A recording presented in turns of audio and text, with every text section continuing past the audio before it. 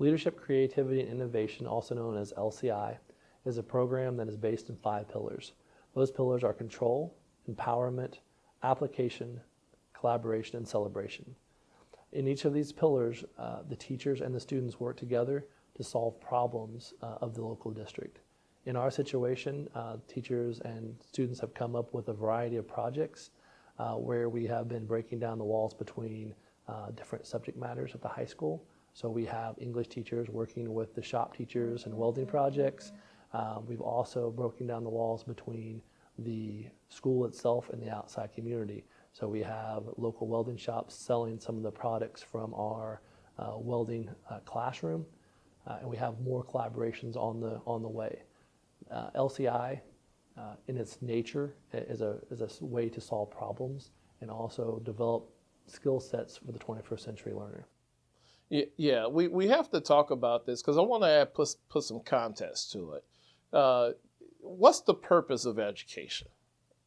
The purpose of education, in my opinion, is to connect the learner to help the learner find their purpose in life, so that they can make meaningful change.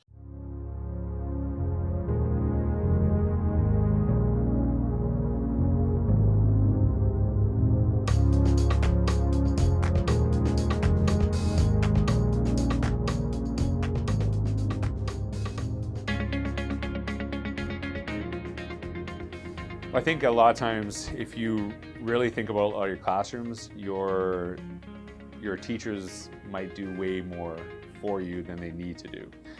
So I give the example that, let's say I teach math, and I spend hours of my time trying to find the best video to explain the concept of probability.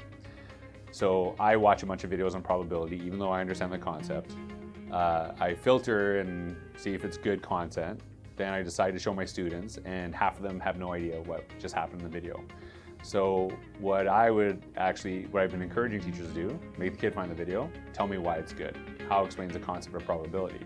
Because a lot of times when teachers are doing the work, if you really dig deep, they are actually taking away learning from kids, the ability to curate content, the ability to assess information if it's accurate, if it's any good. But still, by the way, teaching the concept of probability, which I'm expected by the state or province or wherever you are. So still making sure I do my job. It's so easy for us to get on this proverbial treadmill and do the same thing. It's easy to say we don't have enough time. It's easy to say we don't have enough money. The best way to help the learner find his or her purpose is to expose the learner to different subjects and different ways of teaching and different ways of engaging that student, different ways of thinking, and so that student could reach his or her purpose. Innovation is just really thinking differently and looking at something that might not be working as well as it should be and how that can become better and be improved. And it's really just coming up with something that hasn't been thought of before.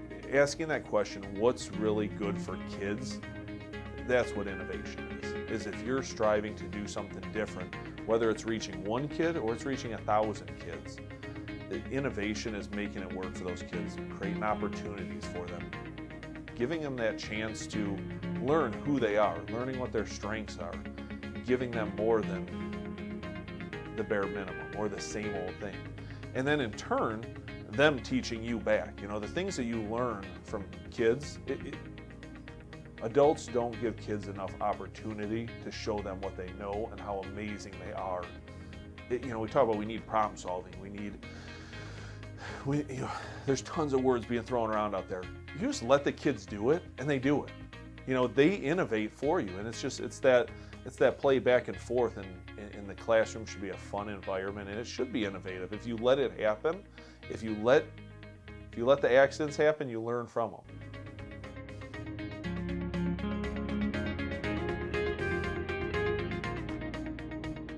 I think synergy is important in any collaborative environment, and so the way that school has evolved, especially since I was maybe in school, is that we're really looking at the educators as the facilitators now, rather than the lecturers or being the person who's going to impart knowledge onto a student.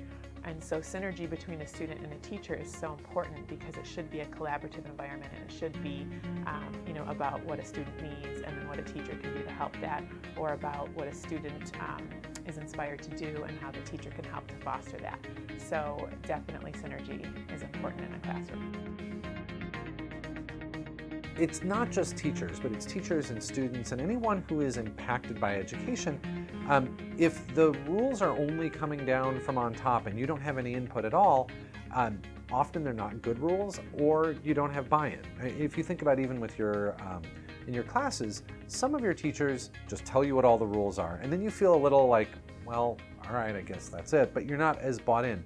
Some teachers let the class create together, like, what are the rules we want to live by all year? And when that happens, you tend to be a little more bought in because it's rules that make sense for you. Maybe in that classroom, you don't want a rule that says never bring out your cell phone because you're actually using it for research. So you actually talk through that, but you come up with a rule about never use it for things that are distracting from the class. And so we think that with education, when student voices and teacher voices are included in what the rules are, what the laws are, you're going to have better outcomes. If I do everything for you, how much leadership is going to be developed? Whereas I put you in a situation where you have to figure out some problems. You have to go find problems in the first place. And it's not like engagement is not needed. It's that we don't stop there. We go to that first, because this is the easiest way for me to make sense of this. You can be engaged but not empowered, but if you're empowered, you're definitely engaged. You have ownership over your learning. So that notion of ownership and agency is so crucial for what we do with our students, and really putting them in situations where the teacher is not doing everything for them, right? Maybe pushing them and sharing some knowledge, but we want them put in a situation where the students can figure out what they can do on their own, because if at the end of the year, the only reason you learn is because I'm a great teacher, speaker, but you need me to learn anything, then I haven't really done my job.